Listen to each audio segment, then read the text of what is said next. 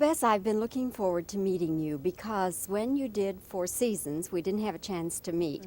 I did meet Alan Alda. He came to Dallas, as a matter of fact, for that movie. And then I didn't see you during Jekyll and Hyde, but anyway, I'm happy to have a chance to talk with you here about this film. Well, thank you. It's nice to be here. The High Road to China. Yeah. This is, do you consider this probably your best role to date as far as films?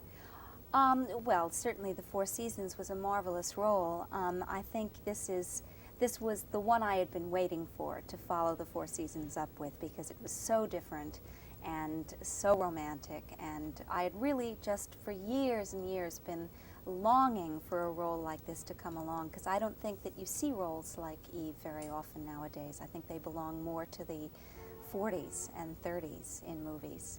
It's odd today to find a role like that. Is it just a coincidence that you and Jack Weston ended up in this picture because you were in Four Seasons together? Pretty much a coincidence, yes. Tom and I were signed on first, and so one day when I was calling in, I said, well, who are you thinking of for Struts? And they said, well, believe it or not, Jack Weston. And I said, well, is he going to do it? Is he going to do it? And they said, well, he's thinking about it. And I said, give me his phone number. And I got on the phone to him, and we spent about an hour with me going, oh, come on, Jack, you're going to love it. You'll love Yugoslavia. We'll have the best time in the world.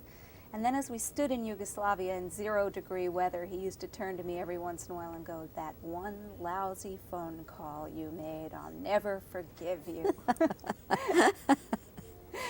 You have to do a lot of flying, or your character has to do a lot of flying.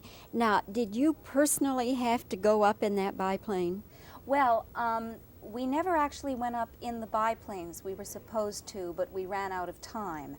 I actually learned to taxi the biplanes. Tom did not.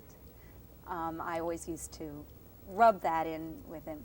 But I learned to taxi the airplane so that I could actually get in and out of shots by myself and jump out of the airplane. That was fun.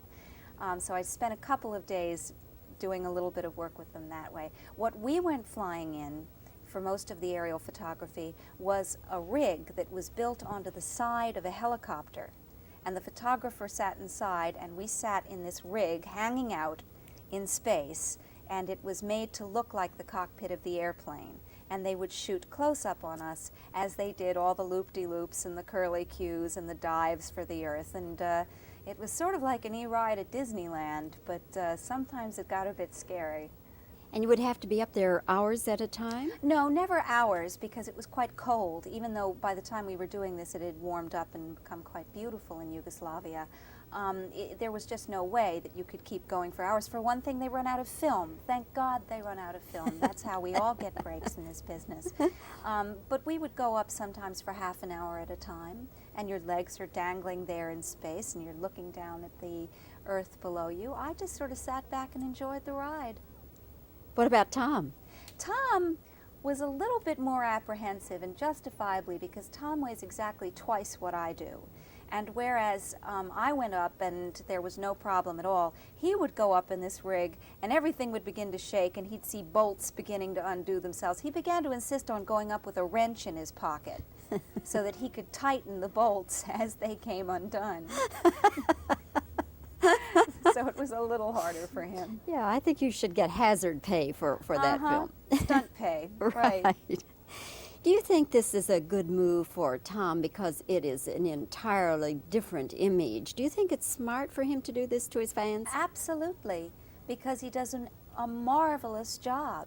And as long as he does a marvelous job in a romantic role, why should his fans complain? And for him, it's great because Tom is so modest that the thing I found most frustrating sometime was that I would say he doesn't or didn't at that point believe in himself enough, if you can believe that, considering all of the reinforcement he's had. He's a very shy, modest person, and I think that he sometimes tended to underrate himself as an actor. And if this doesn't prove to him that he's got what it takes, then nothing can, because I think it's a performance worthy of a Bogart. I really do. I think he does a marvelous job, and very different from Magnum P.I.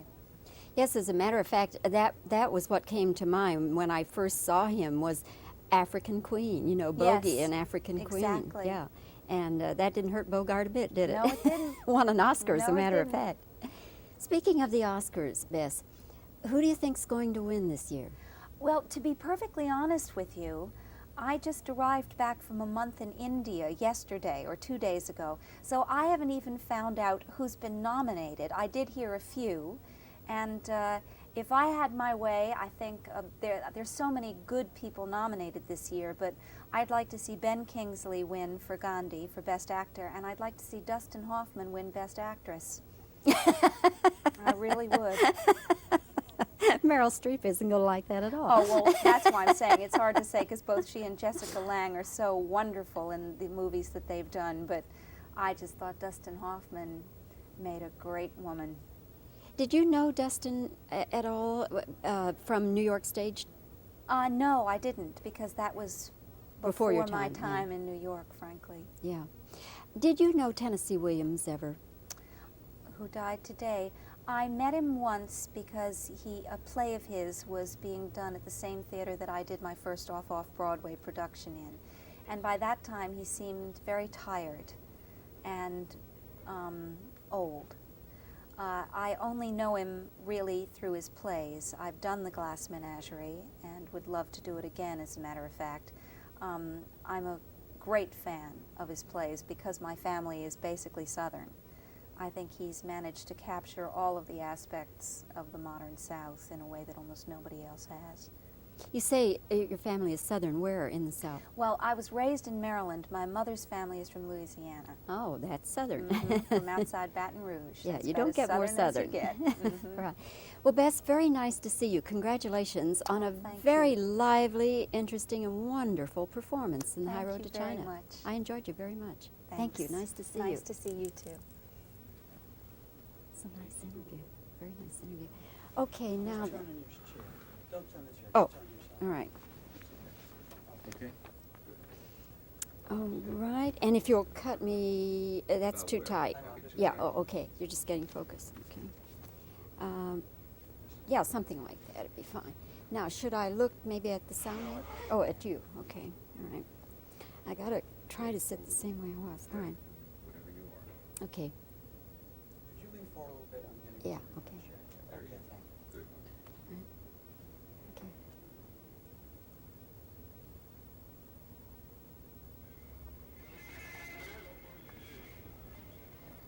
I'm gonna ask you to sit up a little bit more. I'm still. Oh, all right. It's not you, it's the chair. Okay. There's a pattern in it. Yeah, I see it on the monitor now. Is that better? That is, thank you. Okay.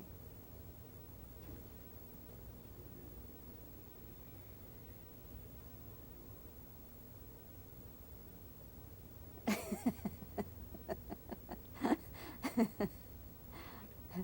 wanna answer your questions?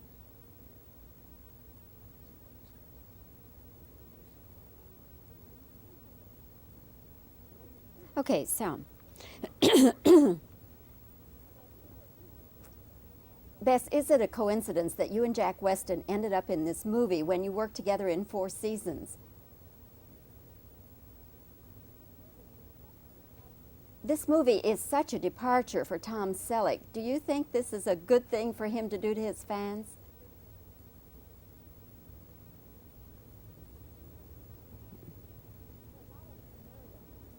There are a lot of aerial scenes in this movie. Did you have to do fly?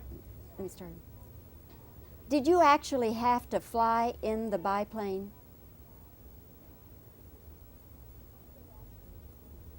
How did they actually do the flying scenes in this movie?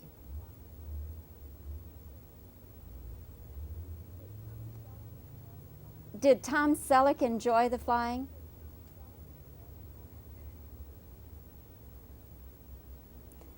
Okay. Did you ever meet Tennessee Williams?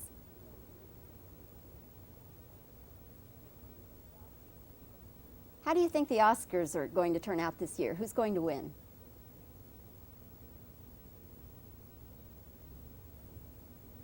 Okay, I think that's got it. Sounds right. Okay. Thank